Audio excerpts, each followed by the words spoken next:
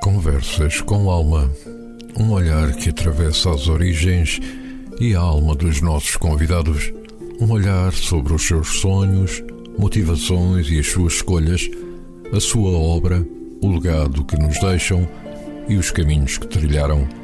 Conversas com alma, um programa de Luís Filipe Silva, quinzenalmente aos domingos pelas 11 horas na RLX Rádio Lisboa e agora também em DO Multimédia. A quem nos deixe fisicamente, sem nunca nos deixar, mantendo no exemplo da sua conduta, a sua imortalidade, é uma descrição que assenta a Vítor Peixoto, que apesar de nascido em Monsanto, no tempo da outra senhora, considerada a aldeia mais portuguesa de Portugal, sempre lutou e sonhou pela sua terra de adoção, uma Odivelas parada no tempo, onde só se vinha dormir. Sempre envolvida em lutas pela sua Odivelas, Vítor Peixoto esteve em todas, desde a elevação de Odivelas à cidade, depois a Conselho, ao prolongamento da linha do metro a Odivelas, à luta contra a sua amputação ao Campo Grande, na qual só um beta-alentejano vê vantagens, ao impedir o acesso direto de agentes a norte da cidade ao seu centro. Institucionalmente, Vítor Peixoto foi presidente da Junta de Freguesia de Odivelas e vice-presidente da Câmara Municipal de Odivelas. Sempre focado para os seus concidadãos, nem sempre a vida lhe foi pacífica no seio do seu partido e chegou mesmo a encabeçar uma lista de cidadãos, Movimento Odivelas no Coração, às eleições autárquicas de 2009. Não chegou a ir a votos, face à incompetência de quem o acompanhava, prontamente aproveitada por quem mais o temia. Odivelas perdeu um dos seus, dos melhores, dos que fazem a diferença, dos que lutam por Odivelas, venha lá quem vier. Respeitamos a sua memória e prossigamos o seu legado.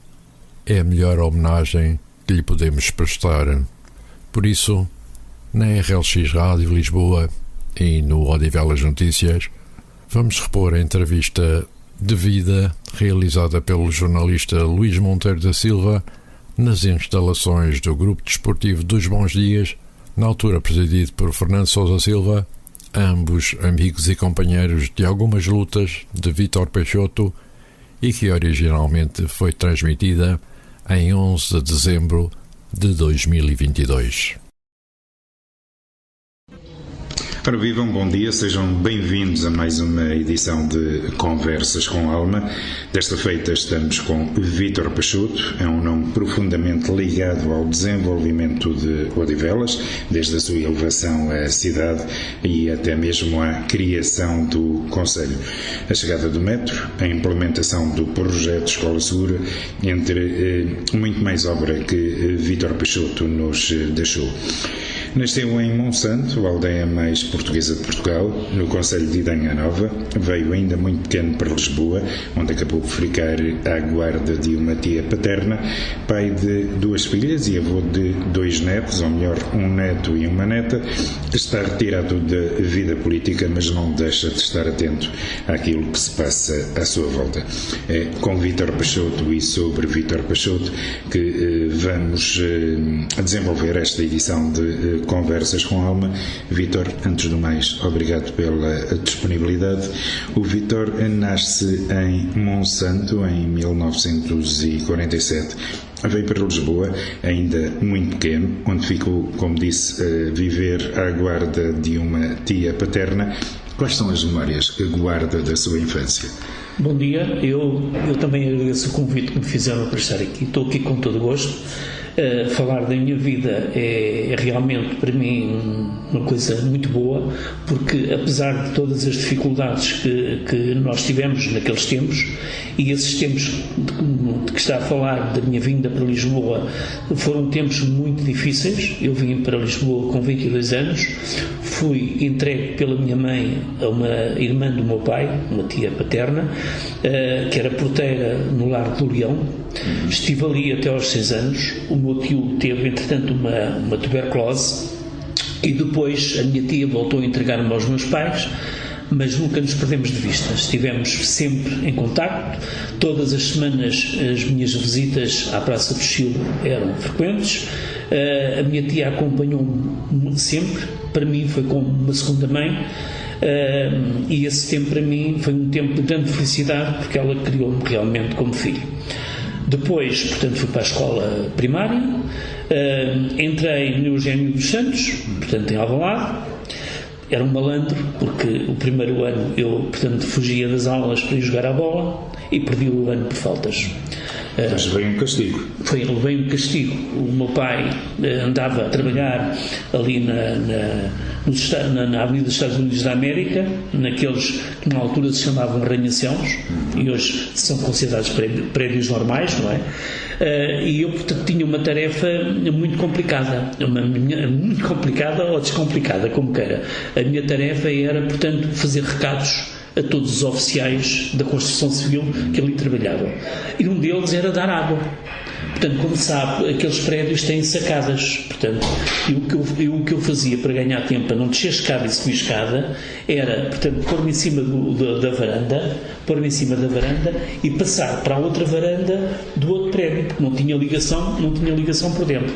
Um dia o empreiteiro, o construtor, chegou à obra e viu um miúdo a atravessar de um lado para o outro e perguntou a alguém quem eu era, disse-lhe quem eu era, e ele disse que não me queria lá mais. Eu posso lhe dizer que esta talvez tivesse sido a minha sorte, porque este castigo que o meu pai me deu acabou por me dar a possibilidade de eu, portanto, ir trabalhar. Naquela altura, portanto, o trabalho infantil existia, não é como hoje, que é proibido. E nem era criminalizado? Nem era criminalizado, e eu comecei a trabalhar na Casa Africana, portanto, fui para lá com 12 anos, praticamente, entre os 11 e os 12, e depois fui para antes da Casa Africana trabalhei numa sapataria ali junto à Avenida da República, numa das transversais, não perguntou o nome da rua, que eu agora já não me lembro, talvez a Visconde do Amor, e depois é que fui para a Casa Africana, sapataria Luís XV, Lisbel,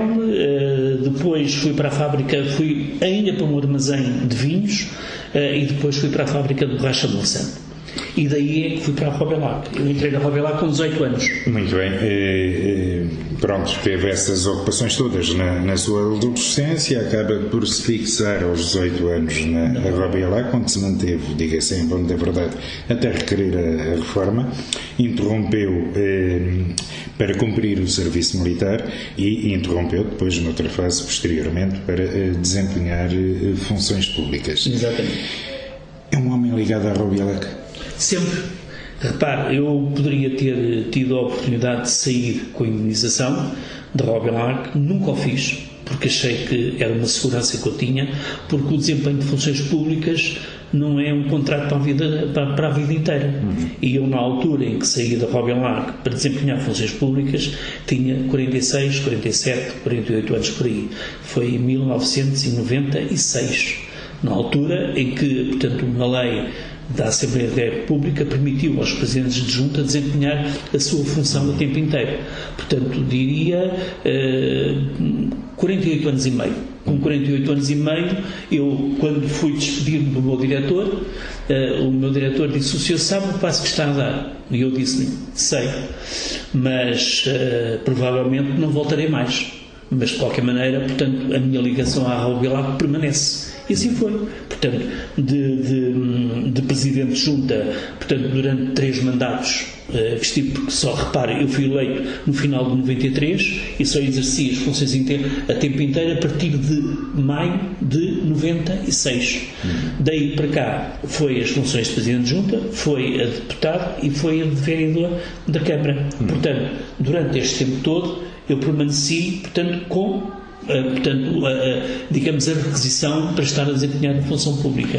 Já vamos voltar aqui a esta questão, mas só para não perder o fio à meada, há aqui uma ou outra que eu gostaria de lhe colocar. Quando o Vítor interrompe as funções na Robelac pela primeira vez, é para cumprir o serviço militar. Também partilhou dos medos de uma geração que crescia para ir combater. Muito bem, durante 3 anos, portanto, eu interrompi. Fui para o serviço militar e, claro, a minha tia foi como se tivesse sido minha mãe. E ela, portanto, tinha no prédio, portanto, um homem que foi o único ministro que foi preso na altura do 25 de Abril. Portanto, isto foi antes, mas na altura do 25 de Abril, portanto, o único ministro, que era o Ministro da Defesa, foi o único que foi preso no 25 de Abril, curiosamente.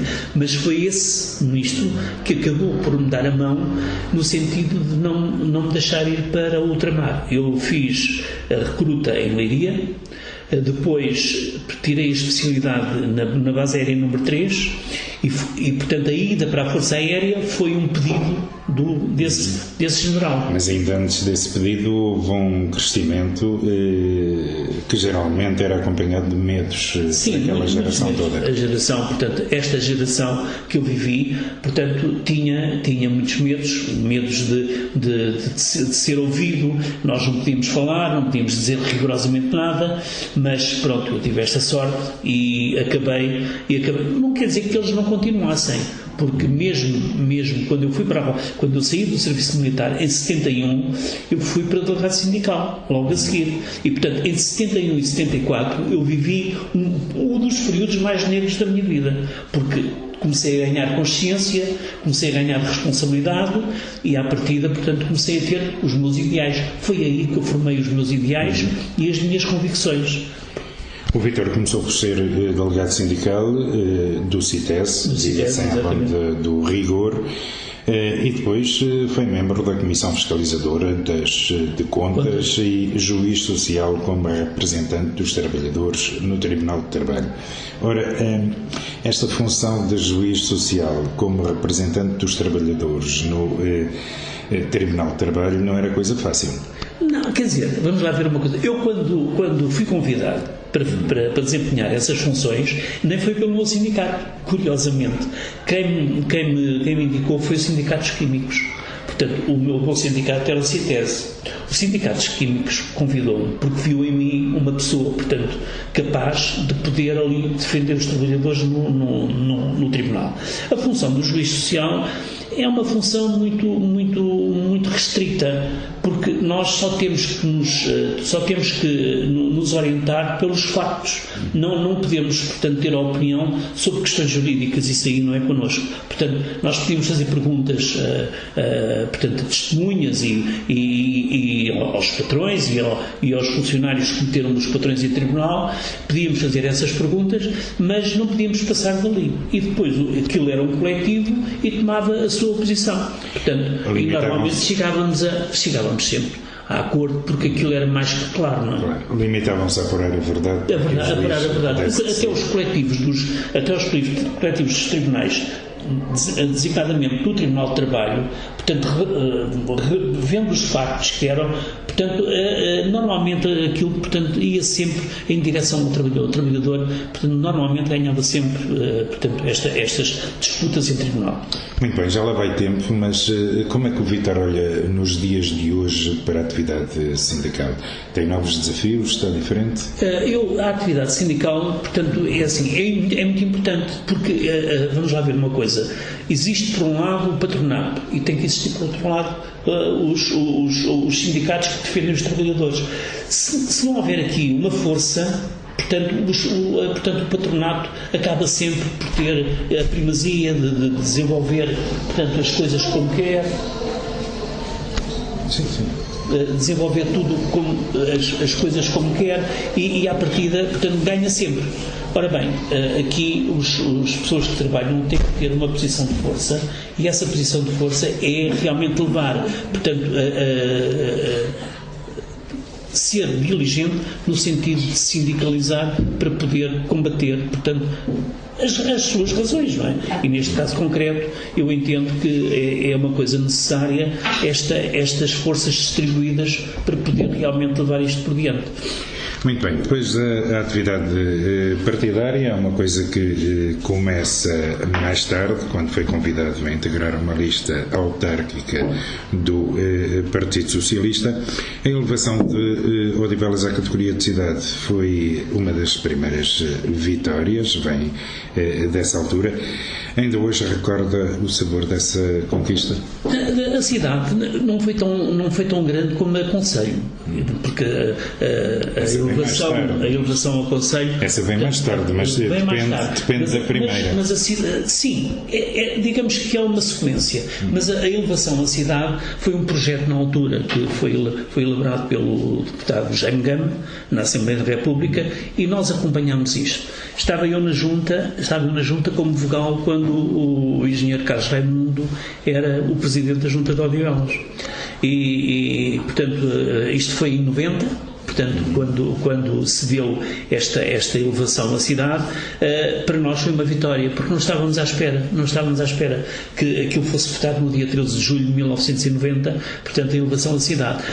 A reboque desta vitória vieram outras, portanto, elevações à cidade também, como Loures, por exemplo, e outras também, portanto, pelo país fora. Porque isto é mesmo assim, na Assembleia da República, quando chega ao final de uma sessão, o que é que acontece? Tem ali um conjunto de vilas e cidades para votar em plenário. Para promover a categoria superior. Mas saboreámos bem a elevação da cidade. Acho que, portanto, Odivelas tinha tudo para ser cidade, apesar de ter um território, portanto, que não é, tem volta de 5 km², não é um território por aí além, o concelho tem 27, portanto, não é por aí, mas tinha todas as infraestruturas necessárias para que pudesse ser cidade. Portanto, acabou por ser uma vitória, porque a luta foi nossa, não é? Muito bem, e o passo seguinte era a criação do município, que acaba por ser criado em 1998. Diria eu, e corrija-me que se estiver enganado, que a discriminação a que o município de Loures votava a freguesia de Odivelas acabou por estar na origem da criação do município de Odivelas. Foi isto que, à partida, deu alma à luta. Eu posso lhe dizer que, quando nós iniciamos as nossas funções sob a minha presidência na Junta de Freguesia de Odivelas, portanto, começámos a ter os primeiros dissabores relativamente à discriminação por um lado e ao investimento que era feito por Loures em Odivelas. Era um investimento muito pequeno, designadamente nas freguesias que hoje fazem parte do Concelho de Odivelas. Neste território, portanto, o Concelho de Loures investia muito pouco. Nós fazíamos reivindicações, fazíamos pedidos de obras, mas, portanto, quase nada era feito. E começámos a pensar como é que nós havíamos de resolver este problema. E, portanto, um dia, houve alguns malucos que decidiram, portanto, mas porquê é que a gente não vai para a frente com a possibilidade de ser concelho? Sabíamos que isto não era fácil, porque a lei quadro da criação de municípios obrigava a muitas situações que Odivelas não tinha. Mas conseguimos que isso fosse... Teve ali também uma ajuda de Vizela. Teve a ajuda de Vizela, porque Vizela teve promessas que designadamente do deputado Manuel Alegre, que foi lá e, portanto, garantiu aos vizelenses que, portanto, Vizela ia ser concelho, mas para Vizela ser concelho havia outros concelhos que tinham mais que Vizela e que tinham que ser concelho. Pronto. O movimento que foi criado para Odivelas a concelho acabou por fazer um bom projeto. Odivelas tinha uma série de situações, não tinha o território suficiente para poder ser concelho, por isso incluiu-se Santo António dos Cavaleiros, que declinou. E Casal de Câmara também. E Casal de Câmara não. Casal de Câmara era uma hipótese. Era uma hipótese que podia ser. Mas Casal de Câmara ia já para Sintra. E eram já 3 concelhos. Então, portanto, ficámos por ali. Mas foi à boleia de Vizela que foi Odivelas e Trofa, que também foi à boleia de Vizela. Porque se isso não fosse, hoje Odivelas não seria concelho. Vítor Peixoto, tantos anos depois, ainda há quem defenda que o Presidente da Câmara Municipal de Loures, à época era o engenheiro Demétrio Alves, acabou por se demitir na sequência da criação do município de Odivelas. O engenheiro Demétrio Alves era conhecido pela sua postura algo arrogante, pouco dada ao diálogo, acabou por ser substituído por Adão Barata, que veio depois conduzir este processo depois da demissão de Demétrio Alves. Há quem defenda que se Adão Barata fosse à época o presidente do município de Loures, não seria criado o Conselho de Odivelas, porque ele, com a postura que tinha conseguido criar pontes para que isso não fosse possível. Estou convencido que não seria criado, porque Adão Barata era mesmo uma pessoa assim. Eu posso lhe dizer que eu cheguei a defender a Câmara de Loures e o engenheiro Adão Barata, portanto, na escola António Gedeão, portanto, porque a população estava revoltada com aquela escola e, portanto, com as coisas que não eram feitas e que tinham de ser feitas, e o engenheiro Adão Barata foi lá a uma reunião. Eu estive lá e isto não era normal, estive lá para o apoiar. O engenheiro Demétrio Alves não era uma pessoa dialogante, era uma pessoa de rupturas completas, não é? E o engenheiro Demétrio Alves, na minha opinião, foi o grande responsável por Odivelas hoje ser conselho, precisamente por esta sua atitude e por esta sua postura. O engenheiro Adão Barata, quer antes, quer depois, quando foi a pessoa indicada pela Câmara de Loures para dialogar com a Comissão Instaladora do município de Odivelas, foi uma pessoa que dialogou sempre da melhor forma possível e de forma positiva. Portanto, tudo de bom que foi feito, teve também o punho do engenheiro Adão Barata, mas se fosse o engenheiro Demétrio Alves não havia hipótese nenhuma, porque ele fechou as portas todas. E daí acabou por motivar mais o sentimento de criação de um conselho próprio. Sem dúvida, portanto, o engenheiro Demétrio Alves, com estas suas atitudes, levou que as pessoas, portanto, levassem a luta muito mais a sério e, portanto, houve alturas que a gente nem sequer se podia falar. Portanto, tal era a luta, aquilo era uma coisa impressionante, porque o engenheiro Demétrio Alves não gostava de ser desfeiteado. E quando era desfeiteado, portanto, ele reagia com ameaças. Eu só para lhe dizer isto, em janeiro de 1999, nunca mais me esqueço, o engenheiro Demétrio Alves convocou uma reunião com todos os presidentes de junta e disse que não ia fazer transferências para a freguesia de Odivelas porque o presidente da junta de Odivelas tinha dito que o presidente da Câmara de Loures não tinha mais poder territorial na região do novo Conselho de Odivelas. E então, portanto, naquela altura ainda estávamos sob a tutela de Loures, porque a Comissão Instaladora ainda não tinha iniciado funções. A Comissão Instaladora iniciou funções, talvez, em 21 de janeiro ou 22 de janeiro de 1999. E, portanto, ele, como tinha tudo na mão, entendeu que devia fazer esta ameaça e não transferiu. Nesse mês pagámos os ordenados a 30 ou a 31, porque de facto, e pagámos ordenados a 30 ou 31, porque já foi a Comissão Instaladora, com as transferências correntes do Estado, que nos passou os cheques, portanto, às juntas e, portanto, ao Odivelas em concreto, porque nós não tínhamos dinheiro para pagar os salários. Portanto, foi muito difícil, muito difícil. Foram de facto tempos difíceis, mas tempo de também grandes vitórias e saborosas vitórias. Da sua passagem pela Junta de Freguesia de Odivelas resultam inúmeros e inegáveis melhoramentos para a população. Desde logo a resolução do problema das cheias crónicas das patameiras, parecia uma inevitabilidade, mas acabou por se conseguir resolver a situação.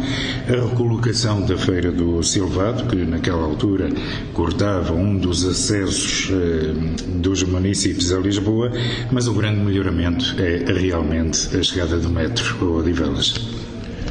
A chegada do metro a Odivelas é uma vitória saborosa. Essa é a mesma vitória saborosa. E teve que ver com uma promessa eleitoral do então, portanto, candidato à Câmara de Loures, António Costa,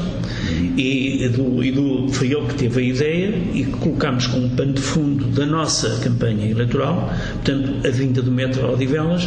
Quem não se lembra da corrida do burro e do Ferrari. Portanto, calçada de Carris acima, para provar que, portanto, naqueles tempos de total entupimento da calçada de Carris, portanto, o burro ganhava ao Ferrari e que, portanto, este problema só era resolvido com uma ligação ferroviária de Lisboa a Odivelas, neste caso o metro, porque de facto este concelho era o único que não tinha uma ligação ferroviária.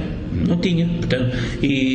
Portanto, na altura, achou-se que esta promessa eleitoral é uma promessa com condições para avançar.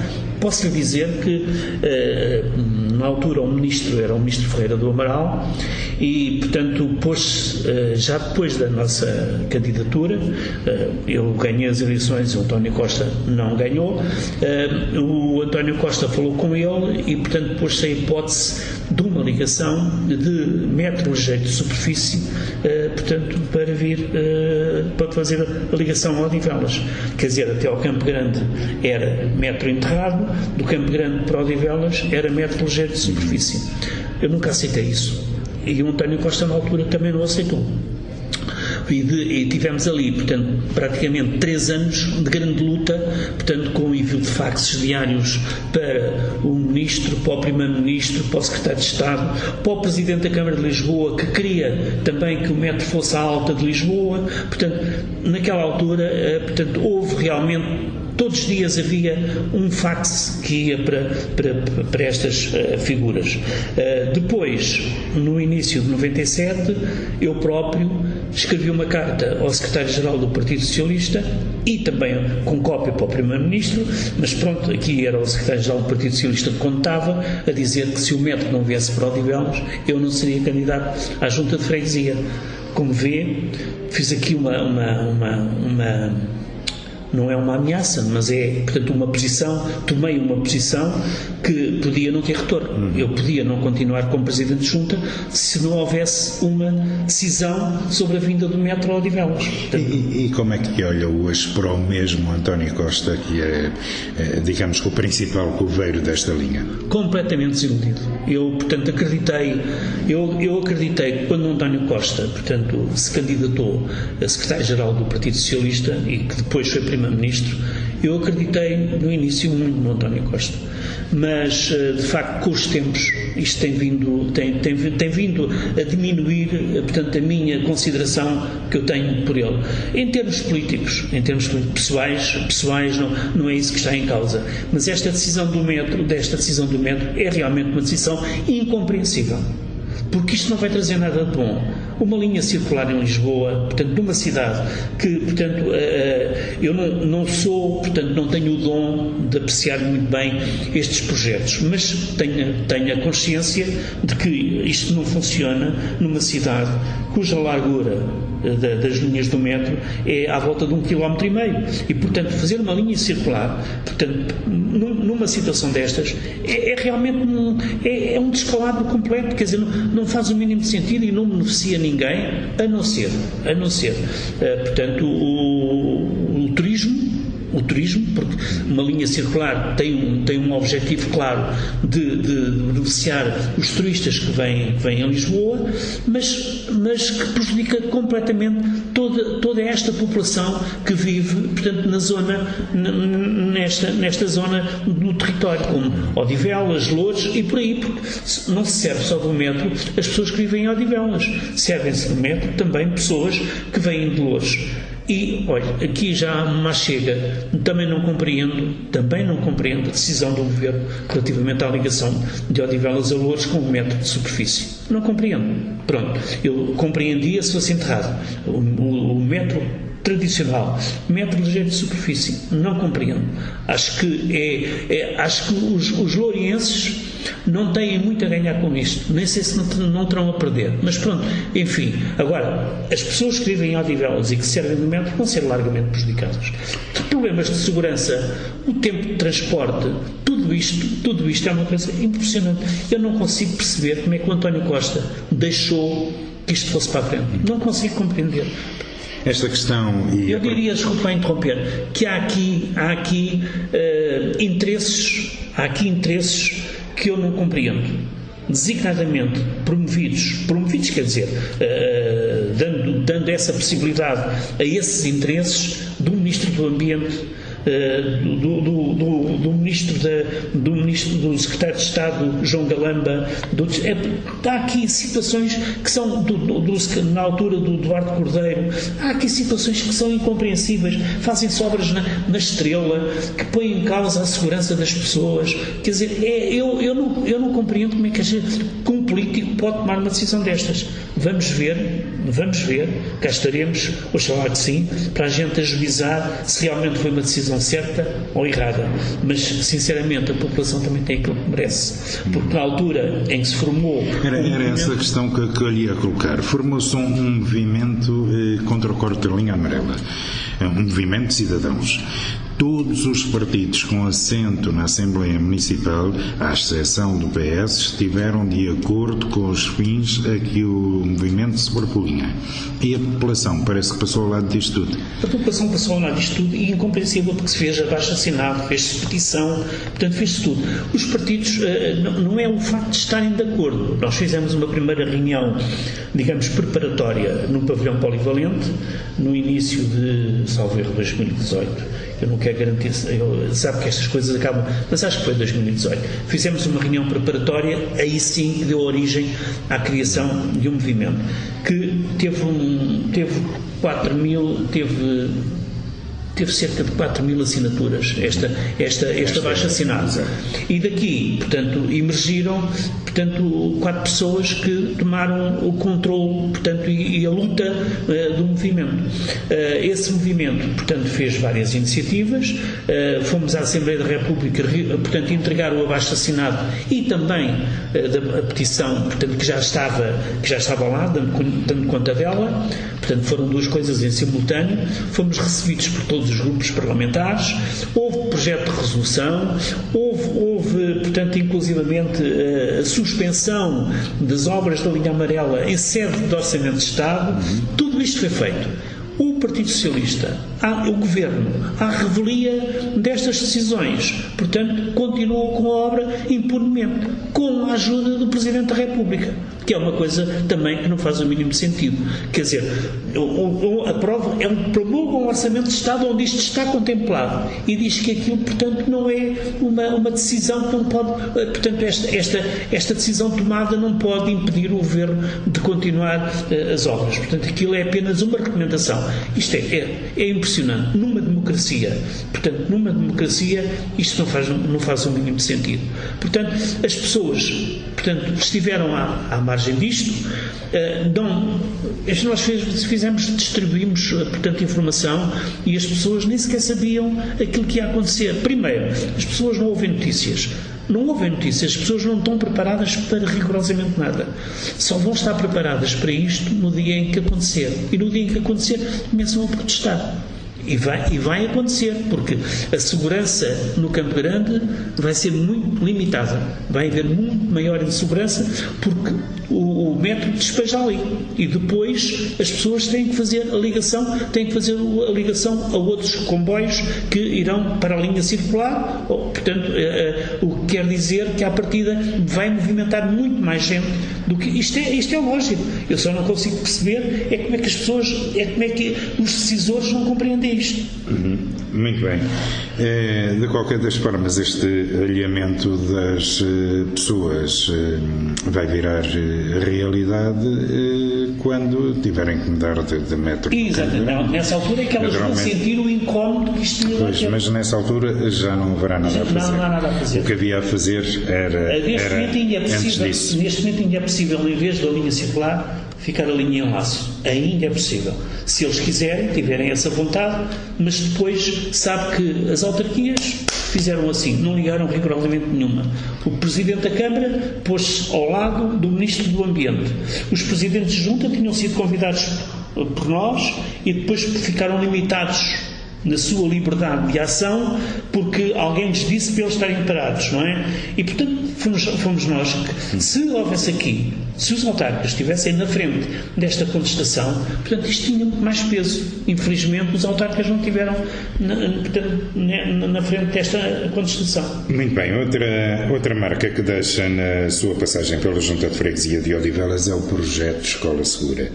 A este propósito, e ao contrário do que muitos referem, Este projeto não é obra de governo algum, mas sim da Junta de Freguesia de Odivelas, que, sob a sua presidência, iniciou este projeto, que depois, e agora sim, o governo, face ao êxito que o projeto estava a apresentar, resolveu alargar ao resto do país.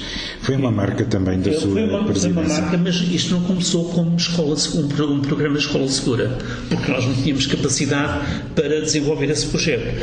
E começou porque havia muita insegurança na zona envolvente à escola António Gedeão. Curiosamente, a escola onde o professor Jorge Mendes lecionava. E, portanto, ele próprio vivia incomodado com estas situações de insegurança.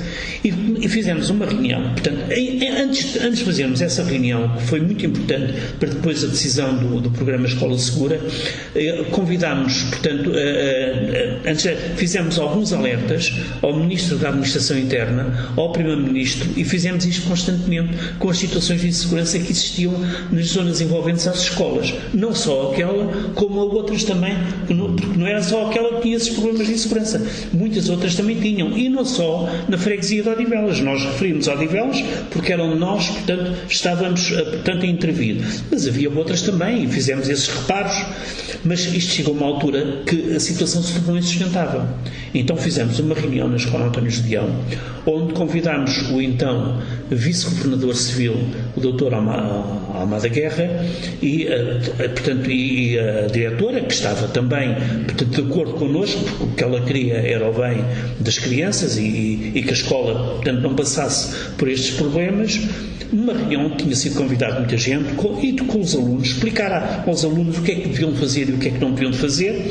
E, portanto, isto teve ecos na comunicação social e depois, a partir daí, portanto, mantivemos as nossas reclamações junto do Governo, e o Dr. Jorge Coelho, que era então um Ministro da Administração Interna e uma pessoa que gostava muito de Odivelas, portanto, tenho isso dentro de mim como umas boas recordações dos meus mandatos da Junta de Freguesia, e o Dr. Jorge Coelho, então, portanto, arranjou uma iniciativa, criaram o programa Escola Segura, porque não estava criado, e, portanto, trouxe as 100 viaturas aqui para Odivelas para distribuir pelo país fora, portanto, porque claro que isto foi um simbolismo, não é? As viaturas estavam ali, mas não iam ser entregues ali, mas estavam lá as 100 viaturas, portanto, as que vinham para Odivelas ficaram logo entregues. Mas foi de facto um programa que deu um certo gozo. Para além do programa Escola Segura, também criámos a Escola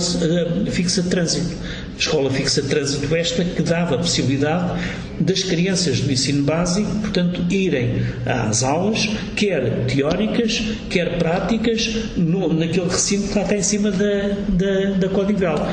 Esta obra teve como uma primeira intervenção a Junta de Freguesia, e depois foi a Câmara Municipal de Odivelas portanto, deu um apoio para nós fazermos os melhoramentos para se conseguir manter esta prática. Hoje não sei como está, mas sei que naquela altura isto era muito bom, porque dava às crianças, portanto, logo no início, nos bancos de escola, como se costuma dizer, alguma aprendizagem para o futuro. Muito bem, e nestas duas iniciativas, aproveito para referir que, em termos operacionais, foram conduzidas pelo chefe Álvaro Marçal. Sim, que eu aproveito para cumprimentar. Ele foi executor, sem dúvida, e foi um homem interessado. Eu acho interessante, é uma personalidade interessante, porque eu conheci o chefe Álvaro Marçal, na altura, numa sessão solene da Junta de Freguesia da Ramada. E ele era o representante da polícia, portanto, nessa sessão solene. E interviu, coisa que não é normal, como sabe, as autoridades podem ir a uma iniciativa destas, mas normalmente não intervenham. E ele interviu. E eu achei aquilo interessante. É claro que a ligação começou ali, e houve realmente muitas coisas que se fez, que tiveram a colaboração do chefe Álvaro Marçal, e ele, portanto, acabou por ser, e muito bem, portanto, a pessoa responsável pela implementação do programa Escola Segura no no Conselho de Odivelas e Loures também, porque na altura, como sabe, isto ainda não há divisão da PSP em Odivelas. Ele, portanto, era a pessoa ligada a esta área e era ele que, portanto, era o responsável. E fizemos iniciativas nas escolas, portanto, com carros antigos, portanto, entre situações de roubo, de assaltos, etc. Muita coisa foi feita e que teve a colaboração do chefe Aldo Marçal. Outra também que teve, desculpe lá eu estar aqui a falar, mas já que estamos aqui para falar de si. Estamos aqui a falar e vêm coisas a propósito. Aquelas iniciativas que tiveram, portanto, com crianças do ensino básico fardadas. Esta não foi uma ideia da Junta de Odivelas, foi uma ideia do chefe Aldo Marçal, que chegou, portanto, numa reunião que teve comigo, me veio dar conta da sua propositura de fazer levar por diante esta iniciativa, com a colaboração de agentes, não é? Mandar parar os automobilistas, pedir os documentos de identificação. Tudo isto se completava, programa Escola Segura, Escola Fixa Trânsito, e a Junta de Freguesia pagou, portanto, os guarda-redes. Estes foram os primeiros e foram os primeiros passos. Hoje isto já se faz em todo o país. Muito bem, e começou por aqui. Ainda antes de falarmos da sua passagem pela Câmara Municipal, não queria deixar de referir mais dois momentos da sua passagem pela Junta de Freguesia de Odivelas: a criação da Escola de Fado e também a Junta de Freguesia chegou a ter um coro. Chegou. Portanto, a criação da Escola de Fado teve que ver com iniciativas que nós fazíamos. Nós tínhamos espetáculos centralizados de fado. Aqui no bairro Lima Pimentel, aqui no Chapim, tínhamos, portanto, fizemos ainda outras iniciativas na Arroja, portanto, eram mesmo espetáculos de fado descentralizados, feitos normalmente à sexta-feira à noite ou ao sábado à noite, acho que era ao sábado à noite, e fazíamos um concurso de fado amador. Um dia, o já falecido Virgílio Pereira e o fadista Vítor Conde, e ainda os guitarristas António Jorge e João Ramos, portanto, pensaram nisto e deram a ideia. E eu, numa dessas sessões de fado, do concurso de fado amador, que estávamos a apurar os concorrentes para ir à final, anunciei, sem ter levado ainda à reunião de junta, o propósito da criação da Escola de Fado. Pronto. E isto começou a funcionar inicialmente, portanto, com esta ideia daqueles homens. Portanto, a ideia não foi minha, portanto, a Junta de Freguesia aceitou, portanto, um repto destas pessoas, e a Escola de Fado ainda hoje funciona e bem, e portanto penso que para mim é uma alegria ver que as coisas funcionam. E a Escola de Fado, as festas da cidade, porque antigamente quando se assinalava a comemoração do aniversário da cidade, no início era um espetáculo que se fazia, e nós começámos a fazer com as feiras multiculturais, portanto com os espetáculos diários. Primeiro começou com 3, 4 dias, depois passou por uma semana, depois passou por 2 semanas. E pronto, ainda hoje existe. E eu fico muito satisfeito em saber que estas iniciativas, portanto, ainda são recordadas e continuam a fazer sentido. Vítor Peixoto, quando é criado o Conselho de Odivelas, poderia ter liderado a comissão instaladora do novo município. No entanto, recusou e acabou por escolher Manuel Vares. Hoje teria tido uma decisão diferente ou não, seria a mesma? Não, era a mesma. Eu vou dizer porquê. As eleições foram em 97, mas houve um erro nos boletins de voto com o símbolo do CDS, e o CDS, portanto, protestou, e o Tribunal Constitucional deu razão e mandou repetir as eleições, portanto, só para a freguesia de Odivelas, em março, curiosamente no Dia Internacional da Mulher, no dia 8 de março de 1998. Ora bem, como sabe, o Conselho de Odivelas foi criado a 19 de novembro de 1998. Eu tinha sido candidato à Junta de Freguesia de Odivelas, não tinha sido candidato à Comissão Instaladora. Portanto, eu penso que nestas situações, aí, portanto, eu não tenho dúvida nenhuma. Faria precisamente a mesma coisa, porque se eu não o fizesse, estava a enganar o eleitorado. E se o eleitorado votou, e ainda por cima, com cerca de 43% dos votos, eu não podia de forma nenhuma virar as costas. Não que essa possibilidade não pudesse existir, porque afinal de contas era, digamos, uma mudança da Junta de Freguesia para uma comissão instaladora que ia funcionar na mesma área territorial. Mas isto iria dar origem a muitas situações e eu tenho o princípio de que quando as pessoas são eleitas não se devem demitir para ir para o outro lugar. Isto não faz o mínimo sentido. E considerando que a minha carreira não era uma carreira política, a minha carreira, portanto, eu estava ali a desempenhar funções públicas temporariamente, eu não podia fazer uma coisa dessas e atraiçoar o eleitorado. Não fazia. Mais tarde, em 2007, era vice-presidente da Câmara Municipal, um município liderado pela doutora Susana Amador, quando renunciou ao mandato. Foi aqui que assumiu a sua desilusão com a política partidária? Isto foi depois, muita desilusão. Olha, mas antes disso, devo dizer que entre 2004 e 2005 o Partido Socialista em Odivelas viveu momentos difíceis e, portanto, houve, digamos, um distanciamento entre mim, que era o Presidente da Comissão Política, e o Presidente da Câmara, Manuel Vaz. O Presidente da Câmara, Manuel Vaz, é uma pessoa de umas relações humanas muito boas, é uma pessoa que se relaciona com toda a gente sem ter problemas nenhuns, mas aquilo que estava aqui em causa eram interesses do Conselho. E havia situações com as quais, portanto, nós discordávamos. Mas aqui o problema que existiu, isto é sempre o problema das pessoas, é sempre a luta pelo poder, a tremenda luta pelo poder. Eu tinha pessoas junto de mim que me instigavam, portanto, no sentido de poder, portanto, ser candidato à Câmara de Odivelas, e o Manuel Vaz tinha pessoas junto dele que, portanto, também o instigavam a estar contra mim. E, portanto, isto, parecendo que não, teve o seu efeito. E houve um virar de costas. Nós ainda tentámos, mas tudo poderia ter voltado atrás.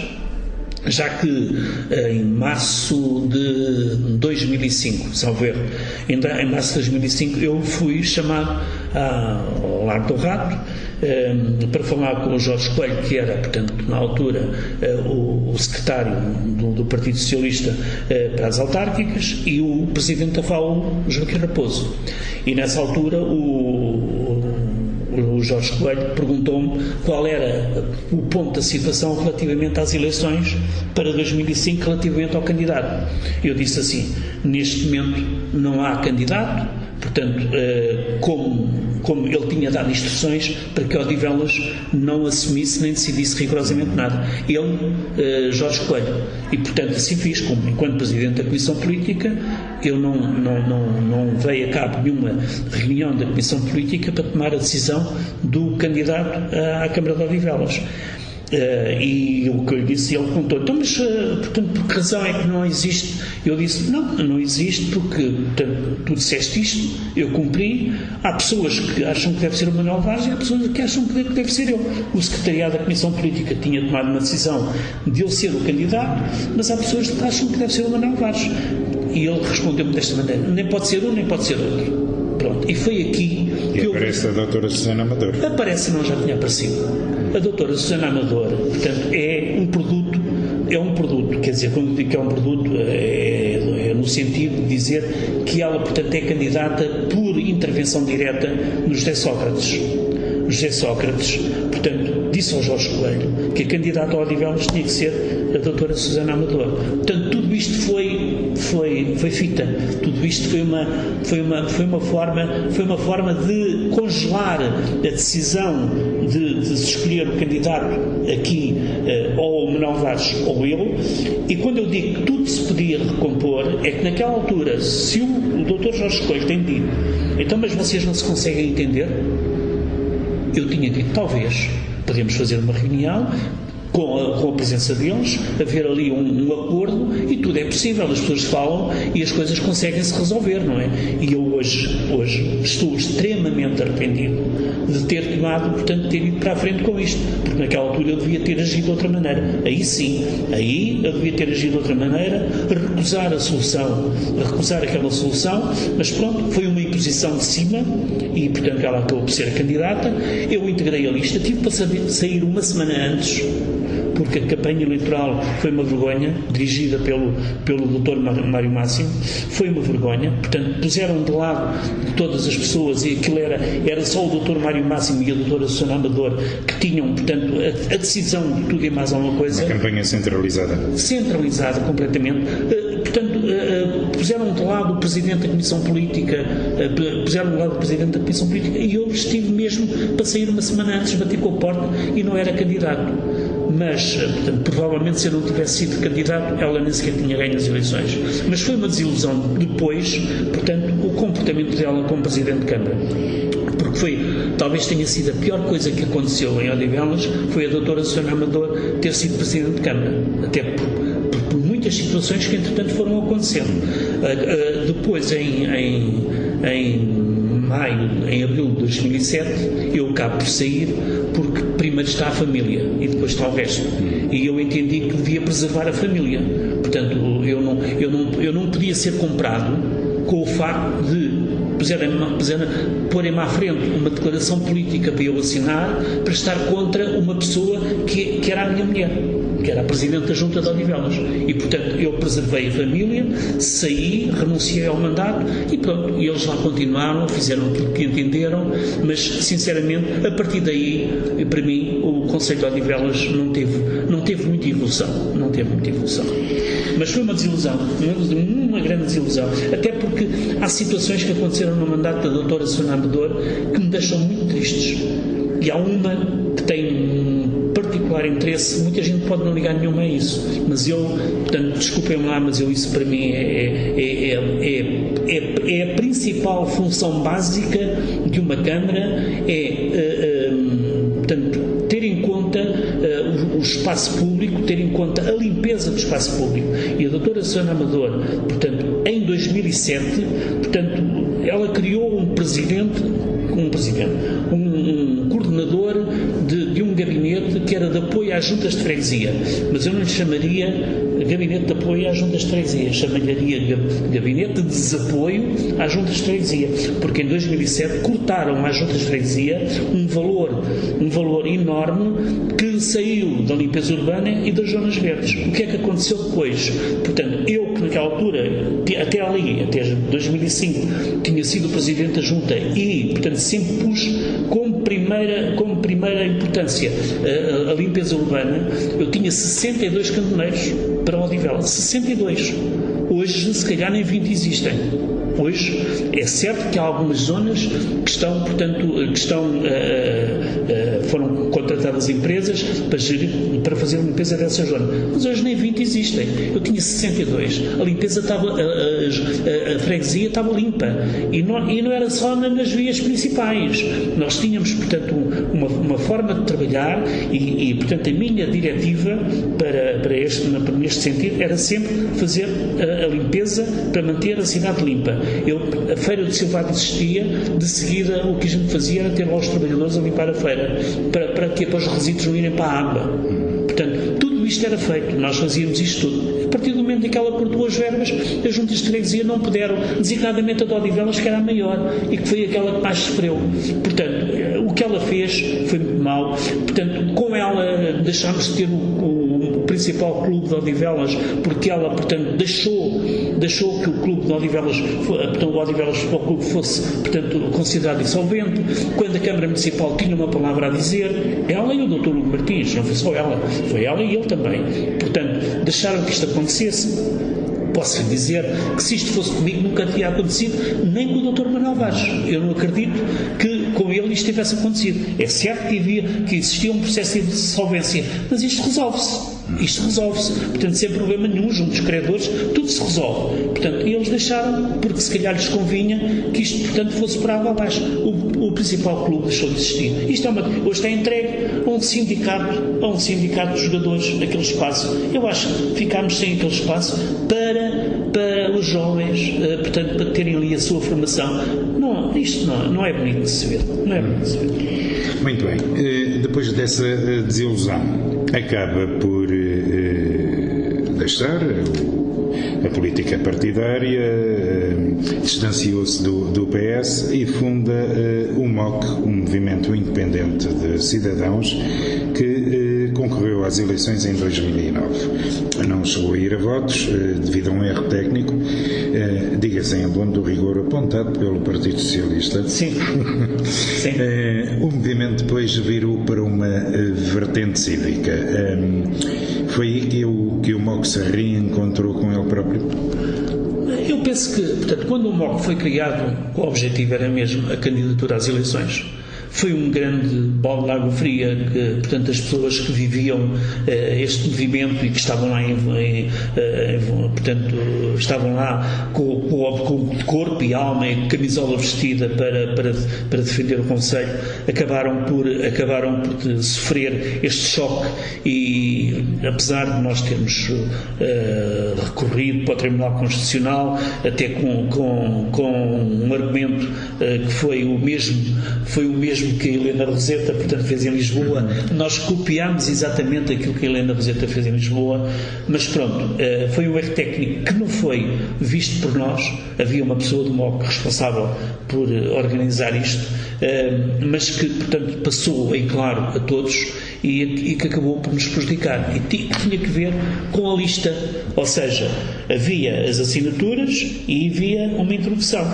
E a introdução dizia que falava só no cabeça de lista, quando deveria ter a lista lá feita. E eu posso lhe dizer que na altura era o candidato à Câmara e tinha lá, portanto, eu não tinha lá a lista, mas eu tinha a lista feita. A lista estava feita. Quando houve, portanto, a convenção para a aprovação da ida do MOC às eleições, já tinha a lista feita e podia lá pôr. E, portanto, e se ela tivesse posto, não havia nada que nos impedisse de concorrer. Só que, portanto, como sabe, estes processos são dinâmicos e, portanto, nem todos tinham, alguns até, portanto, devido à sua vida, não tinham tudo feito. A Assembleia Municipal não estava feita. Havia, portanto, os candidatos às juntas já tinham dentro de si visto quem era a lista, mas, quer dizer, ainda não estava elaborada. Elas ainda não estavam elaboradas. De maneira que foi realmente isto que impediu que o MOC fosse às urnas. De qualquer maneira, portanto, foi um erro técnico. Portanto, o argumento, o Partido Socialista podia não se incomodar, mas é claro que se incomodou e, portanto, contestou e venceu, pronto, e nós ficámos de fora. Depois virámos para uma vertente mais social, apesar de aqui e ali fazermos alguma intervenção cívica. Nunca foi a intervenção cívica que eu gostaria que tivesse sido, e eu devo lhe dizer que, apesar de tudo, eu sou responsável, porque ele naquela altura era o presidente do MOC, mas sabe que nestas coisas às vezes há pessoas que não querem, que, portanto, tudo o que é político retrai-se, portanto, e estava mais virado para a área social. Pronto, e o MOC foi avançando muito na área social até que chegou ao fim. Acabou por não ter condições para continuar, já em 2000 já 19, recentemente, pronto, eu já não era o presidente, eu já não era o presidente desde 2014, pronto, mas mais recentemente. Finalmente, neste seu percurso de vida, acaba por fundar a Associação Senado Dom Dinis, uma associação criada com o objetivo de intervir em questões consideradas fundamentais para o município. O objetivo foi cumprido aqui e acolá, mas raramente foi um balão que se foi esvaziando. Não foi cumprido. Nunca foi cumprido. O objetivo era ser realmente uma associação cívica, porque isso estava dentro de mim. Eu queria fazer intervenção cívica, portanto, legalmente, como uma associação formada, portanto formada oficialmente e não com grupos informais. E a Associação Cidadão de Inês foi uma ideia que nasceu de mim e de Jorge Mendes, nos dois. Nós temos o mesmo bichinho, ele também tem este bicho, de fazer a intervenção cívica, de fazer reparos sobre aquilo que realmente é bom no nosso cotidiano, na nossa vida, e depois começámos portanto, a olhar para algumas pessoas que tiveram que ver com a criação do Conselho, estavam de certa forma ligadas, umas oficialmente, outras não oficialmente, e fomos fazendo os convites. Olha, e, portanto, a Associação Cidadão de Inês, portanto, foi fundada, criou-se o prémio do estudante, do melhor estudante de História, fez-se a deposição da Coroa de Flores, portanto, no túmulo de Inês. Tentámos realmente também fazer a ligação... melhores condições para os bombeiros? Pois, arranjar melhor, fizemos uma proposta à Câmara que não foi desenvolvida, uma proposta que eu também muito me orgulho, porque eu tive esta ligação, eu tive a proteção civil de quando fui para a Câmara até sair e, portanto, assinámos um protocolo, portanto, eu elaborei um protocolo, porque tudo o que havia não estava escrito, eu elaborei um protocolo, portanto, que foi assinado com as corporações dos bombeiros do Conselho. Esse protocolo, portanto, tinha que ver com aquilo que as associações, portanto, com os apoios às associações, mas para os bombeiros não existia rigorosamente nada. E essa era a minha parte que eu tinha naquela altura, numa segunda portanto, possibilidade, poder, portanto, apresentar aquela proposta de benefícios sociais aos bombeiros voluntários, aos próprios bombeiros voluntários, como, portanto, uma redução no IMI, como, portanto, a isenção de pagamento portanto, nas piscinas ou, portanto, inclusivamente, portanto, noutras situações em que a Câmara pudesse estar a cobrar alguma coisa, aos bombeiros não seria cobrado. Pronto, o objetivo era este. E naquela altura eu tinha isto como uma segunda parte. Só que ela não foi cumprida porque eu, entretanto, saí. E agora, portanto, quando fundámos, foi a nossa primeira proposta, foi esta, de benefícios sociais. Passado 2 meses, termos estado formado oficialmente, a proposta estava apresentada. No almoço com o Dr. Hugo Martins, ele respondeu-nos desta maneira. Como hoje já avançou com isso, portanto, nós também temos que ir para a frente com isso. Até hoje.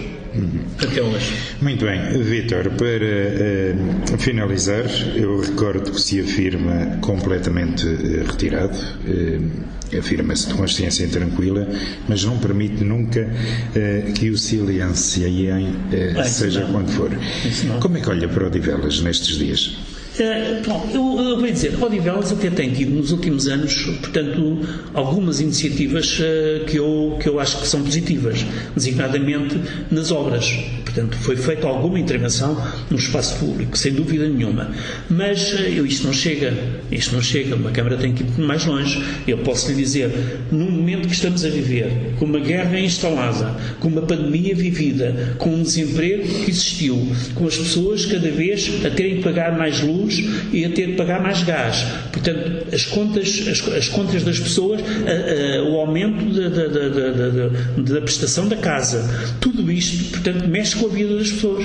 E a Câmara, que até podia, em algumas situações, poder ajudar as famílias, não ajuda. E o que é que vai fazer agora? Faz uma redução do IMI de 0,01 do IMI em 200 mil euros de valor patrimonial, resulta em 20 euros por ano. Isto é em alguns casos até menos. E eu estou a falar no valor patrimonial de 200 mil euros, mas podemos ir, depende do valor das casas, 150 mil, 100 mil, portanto, e aí são 10 euros ou 15 euros. Portanto, neste momento o objetivo era, portanto, ajudar as famílias. E aqui a Câmara não tem feito rigorosamente nada. Portanto, continuo a ver que a limpeza é um caos. Portanto, as zonas verdes lá vão ainda assim. As obras de proximidade deixaram de existir. Aquelas obras de proximidade que são obras pequenas, não são obras grandes, são obras pequenas que são feitas para uma melhor qualidade de vida do munícipe que vive no bairro de Lima Pimental, que vive no bairro das Patameiras. Há muitas zonas para melhorar. Eu posso lhe dizer que a Junta de Freguesia, na altura em que o Conselho de Odivelas foi criado e que fez um protocolo, e que tinha um protocolo de delegação de competências, mas que foi melhorado, havia um artigo que permitia às juntas de freguesia fazer obras, portanto, numa percentagem do valor do relatório e contas de gerência, das contas de gerência. E a Junta de Freguesia não aproveitou todas as verbas que estavam disponíveis. Portanto, podiam lá ficar alguns cêntimos, mas fizemos obras anuais no valor de 60 e tal mil euros. Portanto, para quê? Para melhorar estes pequenos locais. Isso deixou de existir. Neste momento, você passa por aí, vê canteiros e zonas abandonadas, é uma tristeza. Eu vejo, por exemplo, os passeios cheios de erva, tudo isto. Eu vou a outras cidades do país e não vejo isto. Não vejo. Portanto, isto lá por ser na área metropolitana de Lisboa, tudo podia ser melhor. Portanto, há situações positivas? Mas há muitas situações que podiam estar melhor, sim senhor. Se eu estou satisfeito, não estou. Se estou desiludido, estou. Até porque, portanto, eu acho que as câmaras municipais têm que ter e as juntas de freguesia têm que ter uma dinâmica e têm que trabalhar entre si para melhorar a qualidade de vida dos cidadãos. Se isso não for assim, portanto, as câmaras municipais e as juntas de freguesia não servem para nada. Não servem para nada. Não é só para dar emprego às pessoas que lá trabalham. Porque muitas das vezes as câmaras municipais têm muitas pessoas a mais. E esse dinheiro que é pago aí podia ir para outras áreas. Podia ser em obras, podia ser na limpeza, podia ser nas zonas verdes, podia ser muita coisa. Mas eu, de qualquer forma, vou vivendo com isto, pronto, aplaudindo algumas, desiludido com outras, mas a vida é mesmo assim. Muito bem, Vítor, resta-me agradecer-lhe o tempo que nos dispensou para esta edição de Conversas com Alma. Resta-me também agradecer ao Grupo Desportivo dos Bons Dias, que gentilmente se quis associar a esta edição, permitindo que esta entrevista fosse gravada no seu espaço. Nós agora vamos voltar só depois das festas, por isso desejo Feliz Natal. Obrigado. E um bom ano a todos os que nos acompanham. Obrigado igualmente. Retribuo também o agradecimento ao Grupo Desportivo dos Bons Dias, coletividade com quem também tenho uma certa estima, e ainda para mais neste momento sob a presidência do meu amigo Fernando Silva, que lhe desejo tudo de bom, e também para si. Você tem sido uma pessoa também ao longo da vida muito interessada em acompanhar tudo o que diz respeito ao Conselho de Odivelas. Para mim também foi um grande prazer ter sido convidado especialmente por si. Conversas com Alma, um olhar que atravessa as origens e a alma dos nossos convidados, um olhar sobre os seus sonhos, motivações e as suas escolhas, a sua obra, o legado que nos deixam e os caminhos que trilharam. Conversas com Alma, um programa de Luís Filipe Silva, quinzenalmente aos domingos pelas 11 horas, na RLX Rádio Lisboa e